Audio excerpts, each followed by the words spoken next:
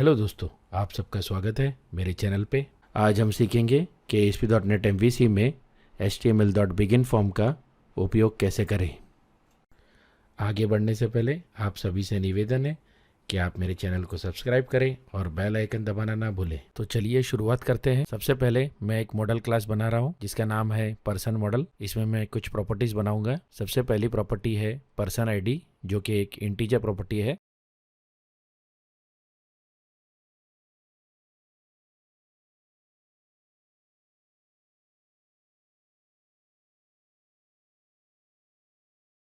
उसके बाद मैं एक प्रॉपर्टी बना रहा हूँ नेम, जो कि एक स्ट्रिंग प्रॉपर्टी है।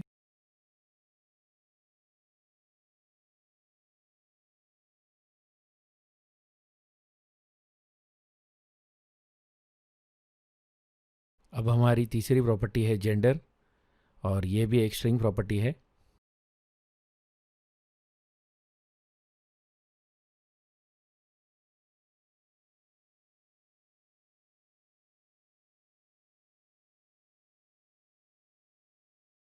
अब चौथी और आखिरी प्रॉपर्टी है सिटी, और ये भी एक स्ट्रिंग प्रॉपर्टी है।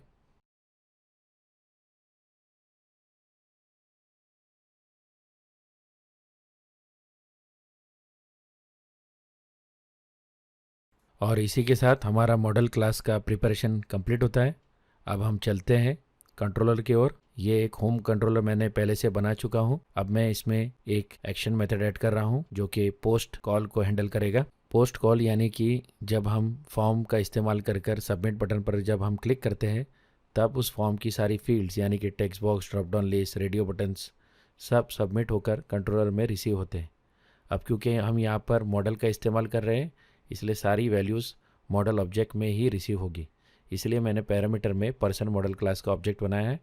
और जब हम व्यू में टेक्स्ट बॉक्सेस और ड्रॉप डाउन लिस्ट बनाएंगे, उस वक्त भी हम उसे मॉडल से बाइंड करेंगे। यहाँ पर आप देख सकते हैं मैं वैल्यूज़ को जो कि मॉडल क्लास में रिसीव होगी उन्हें वेरिएबल में सेट कर रहा हूँ। ये सिर्फ आपको दिखाने के लिए कि किस तरह आप ऑब्जेक्ट से वैल्यूज़ को फेच कर सकते हैं। अब हमारी चारों वैल्यूज़ फेच हो चुकी है। अब हम सिर्फ व्यू को रिटर्न कर कर इस एक्शन रिजल्ट को कंप्लीट कर देंगे। चलिए अब हम चलते हैं व्यू में, जहाँ पर हम कंट्रोल्स को क्रिएट करेंगे और उनको मॉडल से बाइंड करेंगे।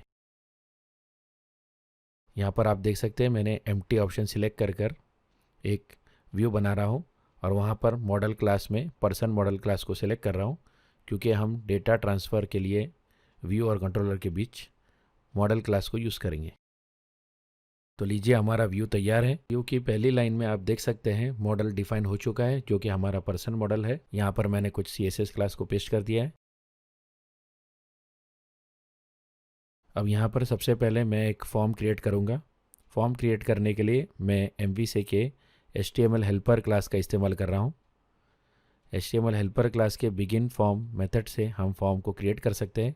यहाँ पर सबसे पहला पैरामीटर है एक्शन रिजल्ट मेथड का नाम, जहाँ पर फॉर्म को सबमिट करना है।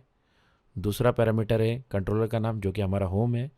और तीसरा पैरामीटर है कि किस तरह की कॉल है, जो कि हमें क्योंकि फॉर्म्स को सबमिट करना है इसलिए मैंने पोस्ट सिलेक्ट किया है। अब मैं एक टेबल क्रिएट कर रहा हूँ जिसमें मैं हमारे फील्ड्स को ऐड करूँगा।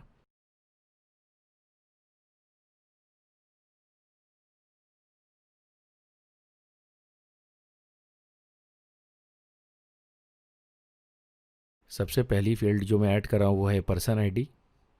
उसके लिए मैं एक टेक्स्ट बॉक्स बनाऊँगा, और यहाँ पर टेक्स्ट बॉक्स बनाने के लिए मैं HTML हेल्पर क्लास का ही इस्तेमाल कर रहा हूँ।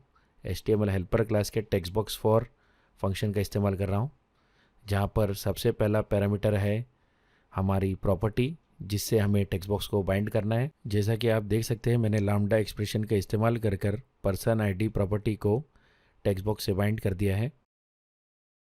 बिल्कुल उसी तरह मैं नेम के लिए भी करूँगा, और उसके लिए भी एक टेक्स्ट बॉक्स क्रिएट करूँगा।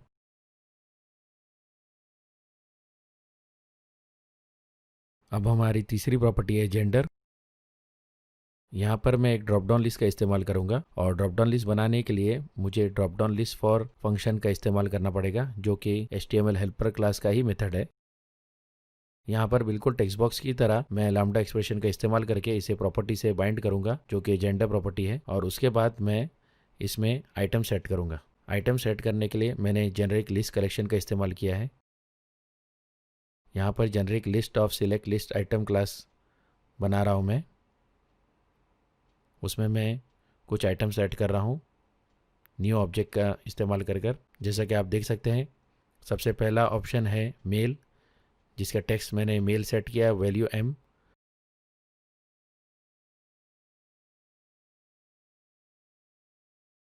और दूसरा ऑप्शन है फीमेल, जिसका टेक्स्ट मैं फीमेल सेट कर रहा हूँ और वैल्यू सेट कर रहा हूँ f। इस फंक्शन के तीसरे पैरामीटर में आप डिफ़ॉल्ट वैल्यू को सेट कर सकते हैं। जैसा कि आप देख सकते हैं, मैंने प्लीज़ सिलेक्ट सेट कर दिया है, जो कि हमारा प्लीज़ सिलेक्ट ऑप्शन होगा।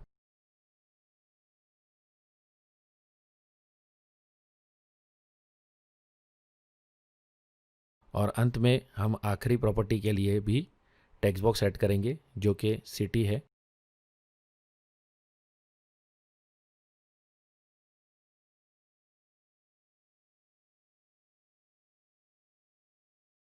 अब यहाँ पर मैं एक सबमिट बटन ऐड कर रहा हूँ, जिसके लिए मैं HTML input type equal to submit का इस्तेमाल कर रहा हूँ।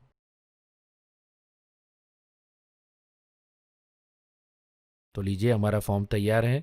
अब हम कोड को रन कर चेक कर सकते हैं और देख सकते हैं किस तरह वैल्यूज़ को व्यू से कंट्रोलर तक फॉर्म द्वारा भेजा जा सकता है। यहाँ पर मैं एक डिबगर लगा दे रहा हूँ, ताकि हमें वैल्यूज़ जो रिसीव होती है वो हम देख पाएँ। आप देख सकते हैं फॉर्म डिस्प्ले हो रहा है। यहाँ पर मैं कुछ वैल्यूज़ फिल कर दूंगा। सबसे पहले मैंने पर्सन ID, फिर मेरा नाम, जेंडर और सिटी को एंटर कर दिया है।